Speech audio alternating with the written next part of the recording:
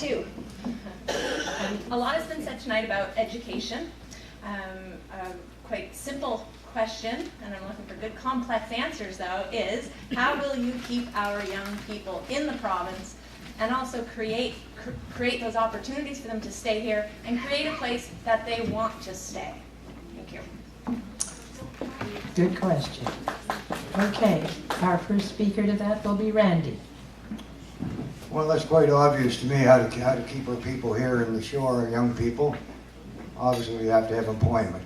We have, 100 miles anyways, going all the way down the shore for tourism that could be developed, should be developed, and should have been developed. I'm a believer. I do not want, and this may cause trouble, I do not want big factories spewing pollutants on here in the Eastern Shore. We can have cottage industries, which I believe is a way to go, where people can produce things in their own homes and sell them from their own backyards, if only we can get the restrictions and policies changed to allow them to do that. It's not necessary for our people to be leaving, although my son and daughter both are working in Halifax, Dartmouth. I tried to get them to follow my steps and take my business, but they wouldn't. They tried to develop it down here, group homes for the post-mentally ill. It was a wash. They sent them in town because they said there was more services in town. Perhaps that's the answer. There was more services. But I believe that it's all in employment. It's all in a mindset, and it's all with what people want. Thank you. Thank you, Randy. The question goes to Kevin. Thanks very much, Jacqueline, for the question. Young people, the out-migration of young people is a big issue, and the Premier's identified that, trying to stabilize and in fact increase our population. So it is important for us to have an economy that's stable and growing and creating those opportunities for employment, not only locally here on the Eastern Shore and all throughout rural Nova Scotia, but in fact to incentivize young people to want to not only get their training here, but to stay here and to find good permanent jobs. So there's a number of great programs that our government has in place. We've doubled the funding to the Graduate to Opportunities program. I mentioned that earlier. Attaching that wage subsidy to the young recent grad. The MyTax Accelerant program is going to create 600 job opportunities for young people working in the nonprofit sector. We're going to expand the skills trade centers and vocational opportunities by investing $5 million over 2 years, which will create 7 new skills trade centers in our schools. The Innovate to Opportunities program, the Job Connector program, and eliminate tuitions for apprentices when taking technical training programs in Nova Scotia. All of those will serve to keep young people in Nova Scotia. Thank you, Kevin. And the question goes to Patricia. Thank you very much. I think many of you are probably aware of the PC platform to put vocational training back in our schools. I think that this is a key opportunity to have those children and youth identify areas that they would like to work in and come out with a certificate that puts them ahead, instead of the kind of gold standard of going off to university for an undergraduate degree, which in some respects seems to be like another high school grade 12, where you need to specialize afterwards. So if we get our youth involved in the early years in high school in the trades, I think we'll see our youth staying in the province. Requiring universities to focus on innovation and job creation, so being in more contact with our universities so that the programs that they are providing will meet the needs of Nova Scotians. Reducing or replacing the graduate retention rebate that was cancelled by the current government. And recreation facilities, reasons for our children to stay here and play here and age in place. There's so many people on the doorsteps I've talked to, parents and especially grandparents who are out migrating to be with their children because they've left the province because there is no work. Thank you, Patricia. Devin. Thank you very much for the question. The issue is, as you mentioned in the first part of your question, an issue of education. And my grandparents, when they went to school, if they got through grade 6, they were able to get a job basically after they finished grade 6. And when my parents got through grade 9 or grade 10, they were able to go and get a decent paying job or go to vocational school at that point. When I finished grade 12, I had to go somewhere else to get to increase my educational experience. I have 2 bachelor degrees and a master's degree, and a huge student debt to support that. And I can tell you that a lot of my friends don't, because their parents made too much for them to access student loans, but too little to be able to afford them the opportunity to go to a post-secondary education. We will eliminate all tuition fees at the Nova Scotia Community College in the fall if we're elected.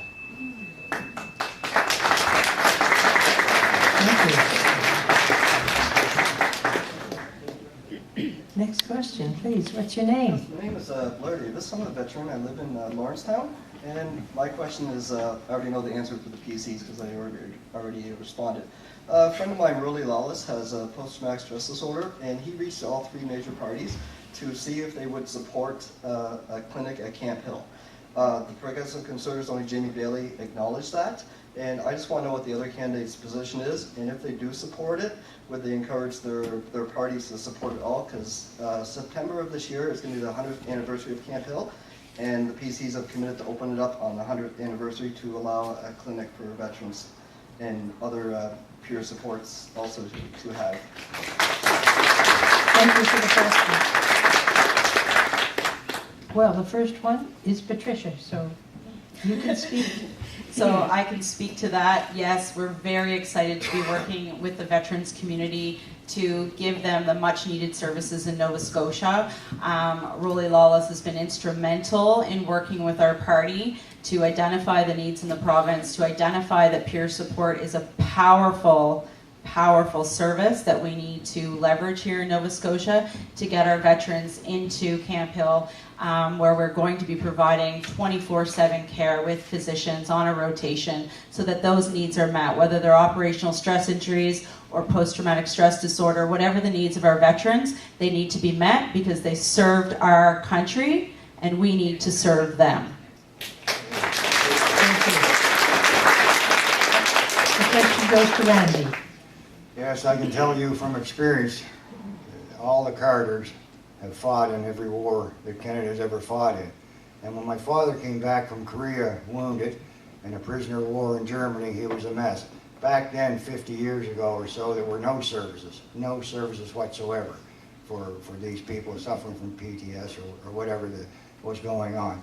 I've been in Camp Hill many times, and I sometimes used to shudder years ago that the lack of people and the lack of support that was there. Now, things may have changed, but I, for one, am all for helping veterans, of course. Veterans are the backbone, in my opinion, of our democracy. Without them, we would never, ever be where we are today. We can't give them enough. I can't for the life of me understand why it's even a question of money.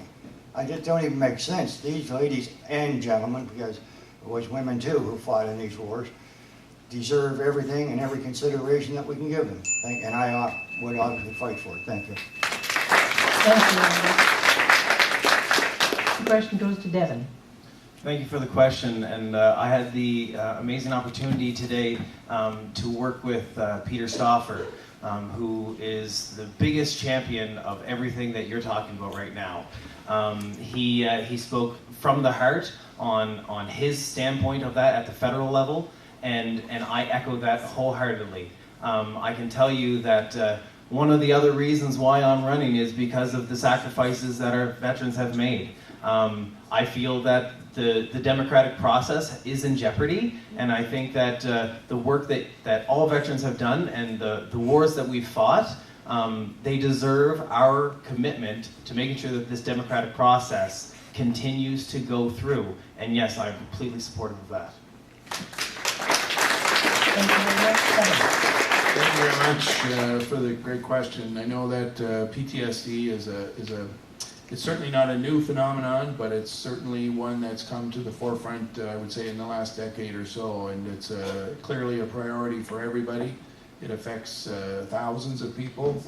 Before it was an illness that was dealt with largely by the individual without the support of the community, without the support of the system, and I'm glad to see that things are changing, not only in Nova Scotia but across Canada as we recognize that. So the short answer is yes, I would very much support the ongoing negotiations and discussions led by our proud Eastern Shore constituent, Rolly. I've met him several times and they're fully supportive of what he's trying to do there.